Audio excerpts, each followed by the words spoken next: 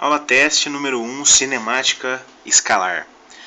Essa vai ser uma aula bem introdutória, bem básica, com um assunto bem tosco, que todo mundo já cansou de ver, essa porcaria.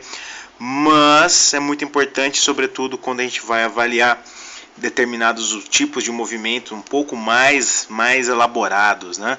Então a gente vai fazer aqui bem básico, só para fazer o teste de movimento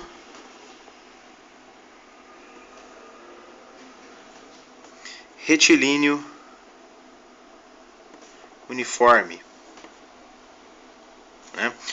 Vamos chamar de MRU, tá? Porque eu faço questão de colocar esse R aqui onde muitos livros não colocam, basicamente porque esse tipo de movimento a gente está tratando de movimento de coisas retas, né? A gente está tratando de um movimento de um carro numa estrada, de não sei, uma pessoa andando sobre uma rua. E não estamos lidando, por enquanto, com movimentos do tipo de uma bolinha de tênis. Nossa, sempre foi péssimo. Esquece. O movimento de uma máquina de lavar, né, uma centrífuga, ou então de um toca-CDs. Nossa, CD, ok, né? Beleza. Super moderno, enfim.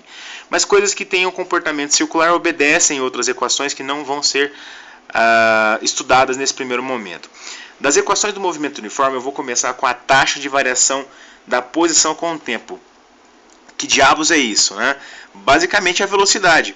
A forma como você se desloca no tempo vai dizer respeito se você está muito rápido ou pouco rápido. Então a equação que modela isso é V de velocidade.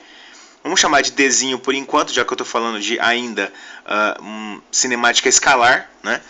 Depois eu explico melhor isso. Então V é igual a distância pelo tempo, ok?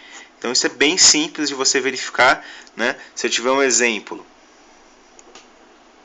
né? Um movimento desse tipo aqui, né? Eu tenho uma trajetória que vai de A para B, que é, sei lá, um carro, né?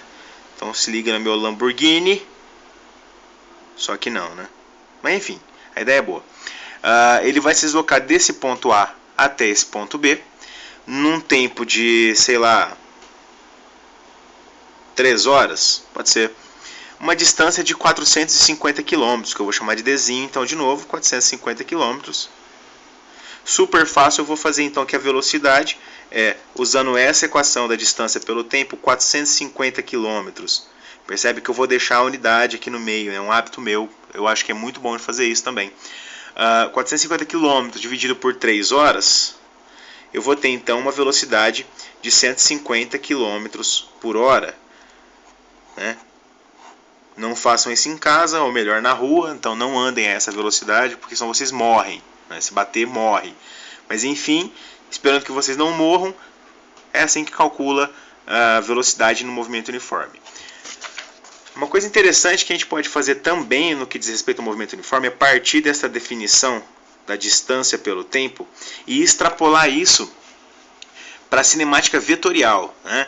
Então, nos vetores, a velocidade vai ser o tal do ΔS por ΔT. Lembrando que delta em física basicamente é variação. Então, é a diferença entre a posição final menos inicial. Ou seja, a velocidade é a posição final. S vem de space do inglês, não tem nada a ver com posição, mas ficou isso por razões culturais, sei lá, eu vou explicar isso melhor. Mas enfim, é posição final menos posição inicial. Em física é hábito não colocar nada quando é final e colocar essa bolinha para dizer que é na origem dos tempos, né, inicialmente, então, dessa forma aqui.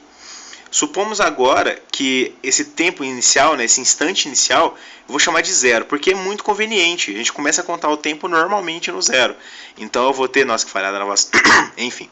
Então eu tenho aqui que V é igual a S menos S0 dividido por T.